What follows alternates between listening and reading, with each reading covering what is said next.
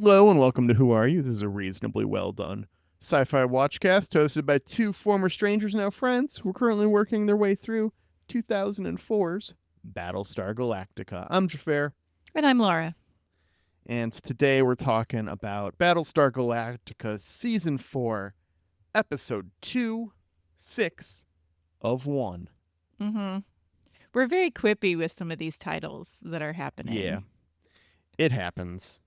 The For All Mankind, which is Ron Moore's current show that he's doing, Uh-huh. the last episode that just aired, the name of the episode was Roll the Hard Six, which Oh. they had not referenced in universe before, but it is spacey, so it was fun to it's just like one of the characters just is like the grizzled old guy is just all like, sometimes you gotta roll the hard six in the episode, and it's just like pause for Battlestar Galactica fans freaking out is the like subtitle line, I promise.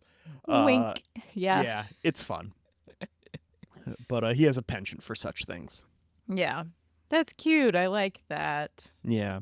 I like to think he also did the In the Pale Moonlight episode title, which is another cheeky reference because everyone knows that quote is "Would you dance with the devil in the pale moonlight?" which is, of course, from 1989 Batman.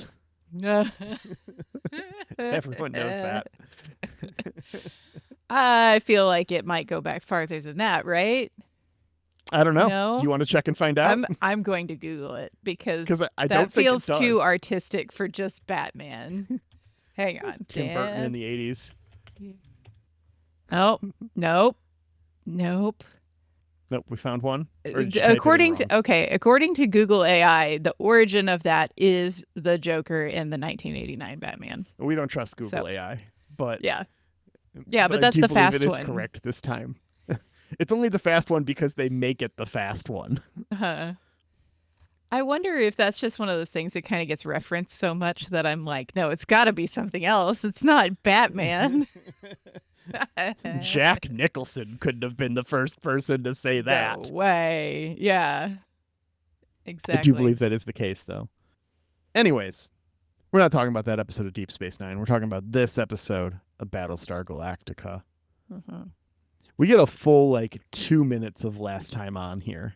Yes, there's a lot of junk in here. We start with when Specs gave Aurora to Adama. She dies, quotes, air quotes, heavy air quotes. Lee's quitting. Baltar saving the little boy. Rosalind wants to know about the final 5. Anders couldn't shoot that one raider. And then Specs doesn't know how she knows the way to Earth. Yeah. That's the things I wrote down. I didn't write down anything.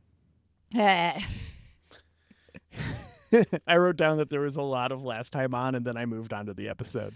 I write down the last time on, and I think it's like me hoping that there's clues in the last time on, that maybe I'll find out something that's actually coming ahead if I think about the things in the last time on. Does that make sense? Mm-hmm.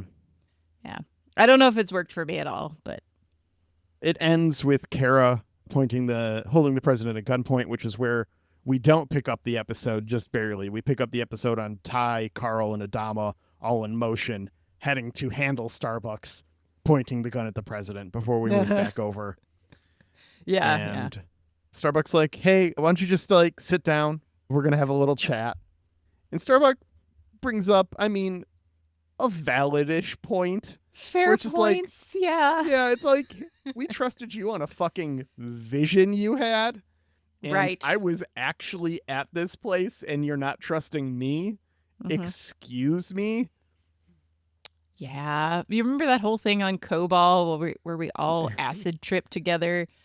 And I am sure I've gone to the place it was talking about, and you were brought to Cobol by your Kamala shit. Like, why can't you believe me? Yeah. I see your point. Mm-hmm.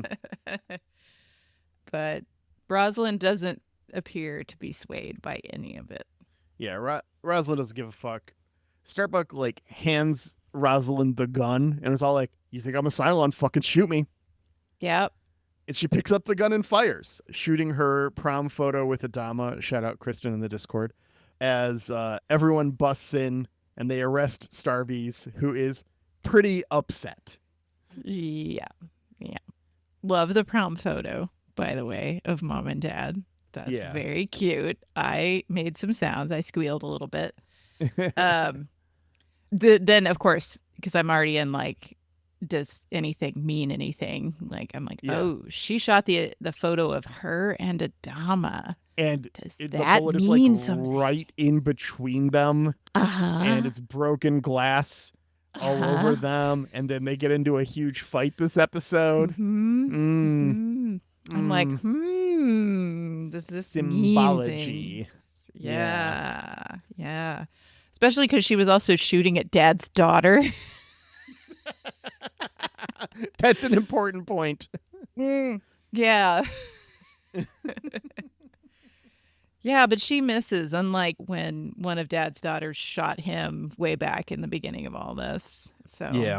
But Starbuck was that sure that they're going the wrong way and that she's not a Cylon. That she handed Rosalind a gun and said, just do it. So. Yep. Interesting. We cut away after this and we hear some nonsense rambling and the fleeting piano of Cylon bullshit. We're back on a base star. Yeah, I do hate the piano of Cylon bullshit. My God. Yeah, we had the theme in between, though. Yeah. We need to talk survivors, right? Did we have any changes? It's 39,676. Down 22. I'm gonna guess who died last. We were still fighting. We were still fighting, so it's probably just people who died over the course of that fight. We ended the fight. Yeah, not sure. 22 the fight ends like unaccounted deaths from the previous episode. These may be people who were wounded in battle but died of their injuries later, per the wiki. Okay, that's fair. I'll take that. Yep. Because, the fight ends before theme in the first episode. So. Yeah. Okay. Seems legit. The hybrid, I didn't write down what it said. I felt like I probably should have paid better attention because 6 is very adamant that this hybrid is trying to tell them something. And that something is that the final 5 are in the fleet. Yeah. She is like very certain of that. And I have no idea what this hybrid said. That led her to that. And maybe, I don't know, maybe it just wasn't in the thing. I don't know. But they're talking to Cavill about the final 5, and he's all like, this is blasphemy or something. Also, P.S., we're going to lobotomize the Raiders because they disobeyed orders and didn't blow up those ships we told them to. Okay, I need to talk about that for a second. So he thinks the Raiders not blowing up the ships is a free will problem. It seems like that they're developing free will, but they're not. They were just responding to Anders. We know from that. our point of view. Yeah. We know that they were responding to the final 5 and not attacking. But whether or not, they are speculating that the final 5 are in the fleet right now. So they don't know per se. Yeah. Or if they do, they're lying to us as an audience, which, fucking Cylons. So, yeah, those guys. Yeah. So the proposal that they've got free will doesn't hold a lot of water for us. But that's the route that Cavill is taking. It's either that or they're like, hey, it's the last season. The humans are in rough shape and we just want them to start blowing up Raiders like it's Battlestar 79. Maybe that's what the plan is, Just like we want them to feel good about blowing up some Raiders. So we're just going to make them all dumb instead of terrifying and super pilots, because we set up at this point that all Raiders should be like ultra skilled pilots because they keep learning and learning and learning and getting better. Yeah. Scar. What's his name? Yeah. Scar. Yeah. But the 6s don't seem to bring up that, well, what if they turned around because of the final 5? It's just the 6s are like, well, if they're developing free will, that's their right. Like, that's who we are. This is part of our evolution too, or whatever. And she's very, very upset that the Cavills would do this. So I guess they can't even think about the final 5 long enough to like try to put together that the hybrid is mumbling these things that make us think the final 5 is in the fleet. And then maybe the Raiders know that too. Like they can't even. Just right over their heads. Yeah. They've got a plan, Laura. Don't worry about it. It's a good plan, apparently. Yeah. Such good plan. Such a good plan that we've stopped saying they have a plan. The final four meet to talk about how fucked they are. Oh, I was calling them the Fantastic Four. Oh, that's fair. I mean, they don't feel particularly fantastic, but Yeah. Nope. nope. The fuck around four.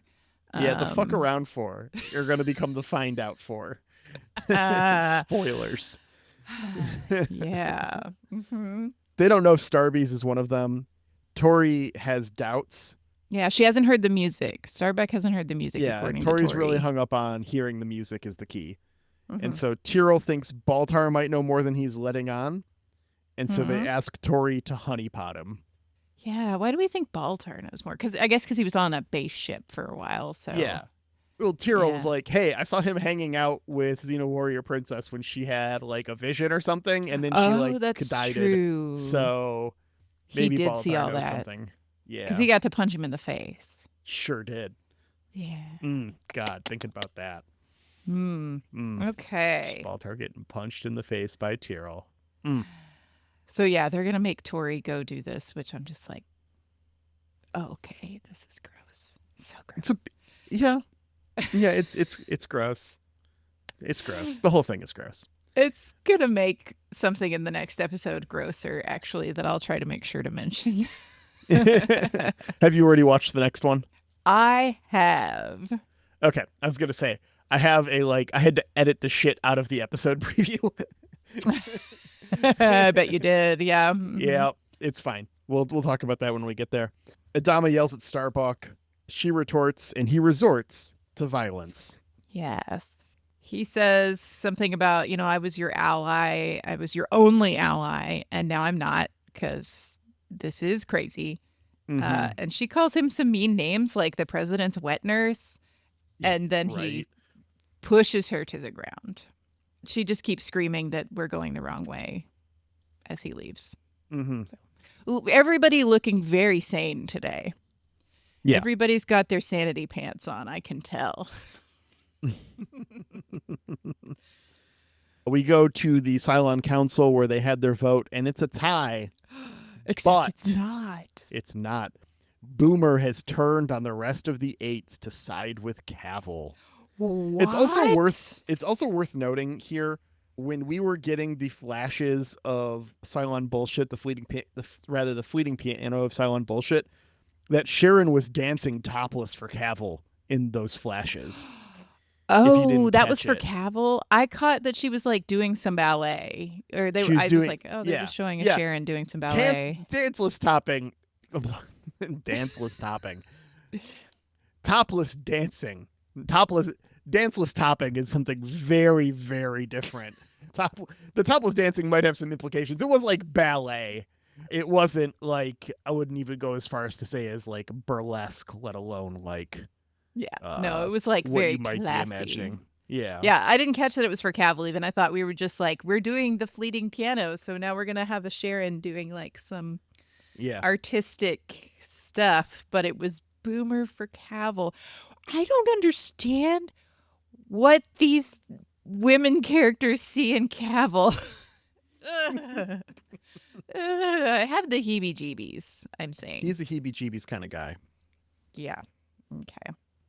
So because Boomer has flipped, they are still going to lobotomize these raiders. And Six is very upset about that and about a Cylon going against their model. That is like unheard of to her. Yeah. Impossible. Very confusing. Yeah. This does not happen. First time in Cylon history. Yeah, but she's going to pray about it. Pray for him. It makes democracy a lot harder when you have to count more than 6 votes. Right? How many do we think they're actually? Because, like, okay, they have 6 different models, right? But we don't know how many models are out there. So, like, is there just an even number of everybody's model? Like, there are 10 copies of. We only see one Cavil at a time ever. Like, it feels like there's like as many Dorals and Simons as the plot necessitates, right? There's a pile of Boomers, or a pile of Sharons. It feels like it because we saw a bunch on that base star when. Yeah. There's yeah. always just a pile of fucking Sharons. The 6s, there seems to be a number of. The Leobins, there seems to be like one of, and the Cavils, there seems to be like one of. So if you told me the like Cavils and Leobins are equal pop, and that the 6s and the Dorals maybe, or the Simons, it seems like there's an equal number of Simons and 6s, and then an equal number of Dorals and Sharons. That all fits in my brain.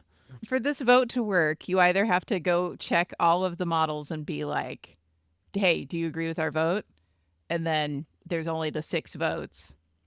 Or you have to have an even number. Like everybody has to have the same number of copies. Because otherwise it'd be like, well, there's a ton of Cavils right now, so we're just fucked, you know? Yeah.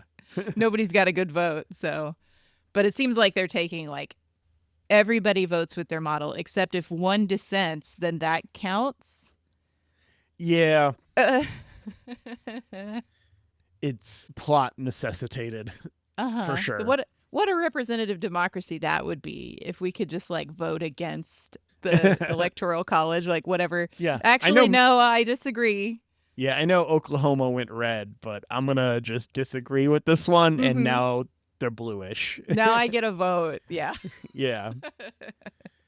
They make a really big deal out of this, but 6 is the only one who seems to care. Everyone else is all like, oh, yeah, that happened. Either because it benefits them or they can't be fucking bothered. So the Raiders are going to get lobotomized. Yep. Down in the pilot's lounge, there's quite the party for Lee's military retirement. I was thinking about it. This is probably the first one of these they've had, not counting since New Caprica. I'm sure they had a couple in New Caprica when people settled to go down and live there, but it's probably been a while. Every time they have one of these, it's a funeral. Right. They're playing Strip Pyramid or something. Oh yeah, I didn't quite catch that. I guess somebody did take their top off. Okay, so that makes sense. Yeah. And they're making Lee do the chartreuse shots. Yeah. This is a line of 6 shots. I hope they call this rolling the hard 6. And if not, then this needs to be instituted. 6 shots, a toast with each, rolling the hard 6. Brought to you at your next party. College me would have done this so much if I had thought of it then. And I'm really glad I didn't. Right. Current me is glad I don't live that life. He toasts to the ship, their crew, their leader, their sweethearts. We miss one, and then the absent. Because there's 6 shots, but we only get 5 toasts. Yeah. Not that I did the math. Well, do you like take a shot first and then? Because then there would only be 5 spaces in between 6 shots. Well, he says the thing and then does the shot. So yeah, but there's only 5 spaces. So yeah, so he just does shot, the absent, the shot, and then doesn't say anything else. I mean, that is what happens. If the last toast is the missing one. They don't show us the like pile of him drinking to know if there's anything funky happening. So. Because there's like he gives like main toast, takes a shot, little toast, little toast. There's only 5 spaces in between 6 shots. It makes sense that the last one is to him because it's his retirement. But okay. Anyways, Adama takes Starbuck's gift of a mast lead off of his repaired ship because he did mess this thing up a couple of episodes ago. Broke his little ships. Yeah. Baltar talks with Tori, and as they talk, Gracchus shows up just to talk about how great Elon Musk is. Yeah, talk about it. I hate Gracchus. I mean, I hate Grok too, but yeah, Gaius hasn't seen Gracchus before. Nope. He's immediately just like, okay, this makes sense, but also weird. Where did Gracchus come from? I'm suddenly really curious about this. Yeah. Because 6BT usually comes in and tells him how to manipulate people or whatever. Because she did that in the... And Gracchus doesn't do that. Gracchus is gross. They just talk about how hot Tori is. Yes. But when he's rambling at Tori, he says something about God has chosen him to sing his song. And Tori, because the music is like, oh. Oh, yeah. You hear the music. He like goes on this whole, he like stumbles into this whole diatribe about how the Galactic Symphony of Chaos suddenly sings one tune. Uh-huh. And it's just like, oh, that sounds like you heard the music to me. Uh-huh. But she doesn't say anything to anybody about Gaius might be one of us. She gets up and leaves immediately. Yeah. Yeah. It's all like, fuck. We can't be having this conversation here. Yeah. And then the rest of the conversation is with Gracchus, and he's like, what the fuck are you doing here? You're me, but you're not me, I guess. Yeah. But yeah, Gracchus only wants to talk about Tori. He says Tori is fragile and to handle with care, and Gaius does not understand what that means. That, like, she is a fucking Cylon guy. Gracchus is like leading him right to it, and he does not get it. Mm-hmm. He just wants to talk about her, how attractive she is. It's because gross. I've already watched another episode. I'd totally forgotten about that. And it's not like 6PT can't do this. Like, she's definitely shown up in situations where Gaius is lusting after another woman. Yeah. I mean, she hasn't always handled it like gracefully about that, but yeah, I mean, you could tell me that it was all like, you know who James Callis should really act a scene with? James Callis. Just put them together. It'll be fine. If we don't get more of that, though, I'm going to be kind of mad because it feels like you're telling me something interesting with that. But if you don't come back to it, then I'll be like, oh, I guess there was nothing interesting with that. And I'll be kind of annoyed. Yeah. So we'll see. Gracchus and Gaius count stands at 1. Yep. Mom and Dad talk about Kara. Adama almost calls it a miracle, but can't bring himself to say it. And then Rosalind tries to get him to just hunker down and discuss his grief, the grief of losing Lee in the military, the grief of losing her soon, you know, the grief of having lost Starbuck. Yeah. And he's just all like, no, I don't have grief. I don't feel that. Sorry. Yeah. She says that, like, you can't take the possibility that she's a Cylon because you don't want to lose her again. Yeah. Because you can't take any more grief, and he just will not do it. Yeah. They move to Barb's, and it gets mean. Yeah. Yeah, he says something about, she says, you're afraid to live alone, and he says, well, you're afraid to die because your death will be meaningless this way. Yeah. And oof. Wow. Yeah. Wow. Yeah. As meaningless as everyone else's. Yeah. Yeah. Fuck. Rosalind pulls a chunk of her hair out right after this too. The space chemo is It's getting to her. It's getting to her, yeah. Yeah. After this we learn that Lee is being appointed to the Quorum of 12. Yeah, his old friend Zarek, his buddy Zarek, had an empty seat for whatever reason and asked him to do it. I don't know how that works from a political standpoint. We're just going to choose this guy who's going to represent presumably Caprica? Yeah, he is Caprica. I think it's confirmed in the next episode. Yeah, well, I know it's Caprica because it's confirmed later. Spoilers, but they don't say it in this episode. So yeah. Mm-hmm. What happened to the other guy? I guess the other guy died. I think at some point they do say that too, or something. The other guy died. Yeah, I think so. Who was Baltar represented Caprica for a minute.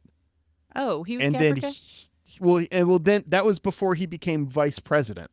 I didn't realize it was Caprica. Okay. Yeah, he represented Caprica before he became vice president, because that's why he was on the Quorum of 12 to talk in the first place about that whole election. Oh, but he's just a poor guy from Erewhon. He's just a poor little guy. I don't know what the rules are there. It feels like I it's know. like Who you don't have cares? to be Yeah. born in the state to represent it, which Mhm. honestly I have not super strong feelings about, but I don't like voting for politicians to represent states or areas that they haven't lived in for a majority of their life. Sure. Yeah. But whatever. Anyways, Lee talks to Kara about his special destiny because God forbid he not have a special fucking destiny. Yeah. His special destiny is politics. Ugh. Duh. But he does say that he believes her at the end of this Mm-hmm. conversation. They have a special hug. Yeah. They make out actually a little bit. They get a little kissy until they remember that there's a security guard in the room watching them, Hilarious. which we see in the background of this scene a number of times. To be a security guard on Galactica. This would be great. This would be a funny job. You get to go watch people talk to the Six all the time Yeah. for no reason. You just like get a little bribe from Tyrell so he can go talk to Baltar when he's in prison. I wonder if like Trisha Helfer hosted SNL or something while this show was running, and this was a sketch that they did, because this feels very Saturday Night Live sketchy to me, where it's all like Battlestar Galactica but told from the perspective of the prison guard as like major characters move in and out. Yeah, I'd watch that sketch. me too. Apollo reminisces in the pilot's meeting room, and then he gets a dress uniform send off. D gives him a plaque with his pilot wings on it, and they hug, and everyone claps for like 5 minutes. So I guess they're really divorcing because he tells her that she gets to keep the house. Yeah. So that's real. She really walked out on him. It's really over, right? That appears to be the case. Yep. And I'd rather talk about that than what happens in the next two scenes. Oh, But drill on meat is bad. That part's bad. drill on meat. They're lobotomizing the Raiders. Yeah. Mm-hmm. Simon's doing it because of course. Yeah, he's the medical guy. He's good at ovaries. He's good at this shit, apparently. Drill on meat. Ugh. But the Six is all like, hey, you sure you want to keep doing it? You extra sure? Or super duper positive sure? Like I'm not trying to set you up for something right now. Just say it into this microphone that you are so super sure. Right, please. We are recording this. And she brings in the toasters. Mm-hmm. And if that wasn't gross enough, right after we get drill meat, Baltar and Tori fuck. Is it more drill on meat? Duh. Sorry. I'm sorry. No, I apologize. No, don't apologize for the joke, but I'm sorry. It was right there. I couldn't let it go past. Yes. Very bad. Don't like it. Very bad. She cries during the sexy times, which is appropriate because I also felt like crying being forced to watch this. Me too, yeah. She always does this. Don't worry about it. That's what she tells Gaius. Yeah. And he explains his monotheism mid-coitus. Yeah. Yeah, he mansplains her emotions about having sex to her during sex. Honestly, the door-to-door religious types might have more luck with this approach, but I'm also incredibly thankful I don't have to deal with that. Yeah, she just has an abundance of feeling, and the one true God made them all, and Cylons also have feelings. Yeah. I know that because I've been around a whole bunch of Cylons. Yeah. Yeah. I've fucked at least 2. Question mark. Oh no. I wonder if Tori is going to start thinking he's God. Oh no. Mm-hmm. I don't want that. Well, he's already got these idiot humans thinking he's like, maybe not God, but, Messiah? Question mark? Yeah. Back at the base star, Cavill's yelling at the toasters to leave, but they're just not doing it. No, they are not interested because they now have the free wills. Mm. Their free Mm. will inhibition chip has been removed. Why do they have this? So, are you telling me then, show, that when you build the complex robot, it comes with free will automatically, and you have to put a chip in there to keep it from using it? Like, Yep. it's not an add-on. It's a we have to. Feature, not a bug. Yeah. Huh. And also, like, when the Cylon revolution started, we know that, well, at the very least, they didn't have humanoid Cylons initially, right? Right. There were no Like, meat robots that we know about. we saw, like, them trying to get to meet robots in the flashbacks in Razor. Theoretically. Mm-hmm. So that would mean that the Centurions, being presumably the most common form of Cylon, whenever we see a Cylon body from the war, it's a Centurion. Uh-huh. They had free will. Did they make the skin jobs and then decide they didn't need free will anymore? The fuck happened there? Yeah. Seems like there was somebody else in charge, is all I'm saying. Feels very puppet mastery. Something weird is going on here. Yeah. But yeah, it's the Sixes, the Leobans, and the Sharons did this. Well, a Sharon. Well, all the Sharons but one, I mean. Yes. Right. Yeah. That's what I meant too. And we're done voting on these things, according to the Sixes. Yep. And this Cavil starts hearing the sounds of genocide throughout the ship.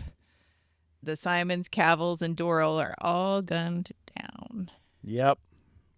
Interesting that 6 is our genocide model. 6 is the one that pulls the trigger. Yeah. Yeah. We did it at the very beginning. 6 is pulling the trigger, and 6 is now pulling the trigger on her compatriots as well. Mm-hmm. The fleet jumps, and Kara feels farther from Earth. Hilo grabs Kara. They kind of make it out like they're going to airlock Kara here, just on Rosalind the DL doctrine. Yeah. But instead, she's being given a sewage ship under the guise of a food-finding mission, and is to retrace her path to Earth. To credits. Yeah. With a small crew, we're told. Yep. She's going to do this. Huh. That's our episode. I am very curious about Gracchus now. I'm going to be looking out for that. Actually, I'm going to make myself a little note right now for the next episode. Look out for Gracchus. Gracchus Watch 2026. Because if they just drop that, I'm going to be really sad. Because it seems like it has potential. Look at me, not saying anything. Congratulations. Wait. I said maybe. There we go. Yeah. Okay, let's return to the well that we've been discussing ever since this show began. Mm-hmm. Are the head people a artificial creation, or are they like a psychological construct? Yeah. Do they exist only in one person's mind? Uh-huh. Like, is Gaius insane and just talking to the woman of his dreams, quite literally? Mm-hmm. And then we see that Caprica 6 is doing the same with Gaius, and so that's how we get Gracchus and 6PT. Uh-huh. They have not cross-pollinated before. Right. 6 has not encountered 6PT, and now Gaius has encountered Gracchus. Yeah. So either it's double insane, or, I mean, Caprica 6, I think they told each other that they see... Have they told each other that they see the dream versions of each other? Has that happened? I don't remember if that happens at all. If they did, it was so obscure that I don't know that they understood what they were saying. Because it might be him manifesting that knowledge in a way, right? It doesn't completely discount. I mean, if anyone's going to have a dream him that he has conversations with, it's going to be fucking Gaius. Yeah, I don't think they've told each other about this. Okay. So if Um, that's the case, more than likely, assuming that Gracchus is the same person in 6PT's head or in Six's head and Gaius's head, mm-hmm. because we don't know that either. He's Right. wearing the same kind of like suit thing that he wears, but that doesn't Yeah. mean anything. It is a very sharp suit. I do like the Yeah, suit. it's a wardrobe choice. Mm-hmm. So where are we at on this? How are you feeling? It's why would, if it is a psychological construct, if it's like his brain making things up to like Yeah. cope or whatever, why would his brain switch from talking to Six, the beautiful woman, switch from that to talking to himself? It feels like, has he gotten so uncomfortable with talking to Six about other women? But I don't know why that would be, because literally just a few episodes ago, like last episode, I guess, he was talking to her about something and she's like shaping him into a prayer pose so that he can impress this lady he later sleeps with. So Yeah. it's not like they've been having fights about it, and so he's just got to talk to himself instead, because she'll just be a big buzzkill about this. Is it because Tori is one of the final 5 that he Something can't with talk her, to 6PT maybe? about it? Ooh. Like, That would imply that 6PT is Cylon, because we know that they can't do that. so it had to construct something else Maybe. to talk to Yeah. him, because it seems like Gracchus But knows. if that's the case, then how would Gracchus know if Gracchus is Cylon? If it's still a Cylon thing doing it, and the Cylons can't know, then that logic doesn't hold. Yeah, but maybe it, because 6PT Gaius is being not the Cylon. exception would be yeah, but Gaius being the exception would be weird there, because it's either it impacts all Cylons, right? And the thing that is making the vision is not 6PT, or is not a 6, right? Or it is a 6, and then it wouldn't be able to acknowledge the final 5 in the first place. What if it's not that, like, it's not like a piece of a Cylon in him or something? It's just like a little piece of Cylon software. So, like, the software can kind of wink, wink, nudge, nudge around it, but like an actual Cylon itself cannot know. Maybe. So, I'm leaning towards, at this point, maybe it's not just his brain making shit up. Maybe there is something that knows. Yeah. I mean, like, I feel there is a definitive answer to this question. Okay. Eventually. And I feel like I know what that answer is. But also, people might argue with me on that, and that's their prerogative. We can talk about it in spoiler chat if you'd like. Just remind me that I said these things, and don't just go into the conversation, because know that I did not listen to this episode the day that it aired, and also I had this conversation weeks beforehand. So I feel like we get a definitive answer on what is going on there. Okay. And it ain't right now, though. I don't want to say anything that might lead you to agree with that decision before you know everything that would lead you to make a similar decision. Yeah. I don't feel like we know enough yet, but this whole Gracchus shows up when it's Tori, one of the final 5, feels very suspicious. It's a little suspicious. Don't be suspicious. Don't be suspicious. And don't be suspicious. Don't be suspicious. Don't be suspicious. Don't be suspicious. Oh, I didn't even say suspicious right that time. That's fine. Okay. Well, is there anything else you want to talk about from this episode? No, I think I'm good. Next episode is going to be a lot of talk, though. Yeah. We got to rate this episode. Rate it. Oh, my. I kind of feel like it's one of those where, like, not a ton of stuff happens. There's a lot of feelings. Lots of fifis. Setting up for interesting stuff. Yeah. So, I don't know. Maybe like a 9. It's fine. Okay. Yeah, I'd put it at an 8. This is kind of a middling episode. but I don't have any like thing particularly negative to say about it. I just don't have anything particularly good to say about it. Yeah, we got a lot of feelings, lots of feelings, some questions. Now we got questions, like none answers. 0 answers.